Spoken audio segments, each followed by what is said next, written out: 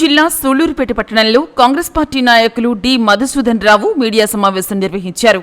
సూళ్లూరుపేట నియోజకవర్గంలో కాంగ్రెస్ పార్టీకి శాశ్వత నాయకుడు లేక పార్టీ కనుమరుగైందని, సీజనల్ నాయకులతో పార్టీ ప్రతిష్ట మసకబారిపోయిందని ఆయన విమర్శించారు. కాంగ్రెస్ పార్టీ అంటే తనకు ప్రాణమని, అలాంటి పార్టీ పటిష్టత కోసం, ప్రాధాన్యత కోసం తన శాయశక్తిలా పనిచేస్తానని కాంగ్రెస్ పార్టీ నాయకుడు డి మధుసూదన్ రావు తెలిపారు. కాంగ్రెస్ పార్టీ అధినాయకత్వం ప్రతిపాదిస్తే ఎమ్మెల్యేగా గానీ, ఎంపీగా గానీ పోటీ చేయడానికి సంసిద్ధంగా ఉన్నట్లు ఆయన తెలిపారు.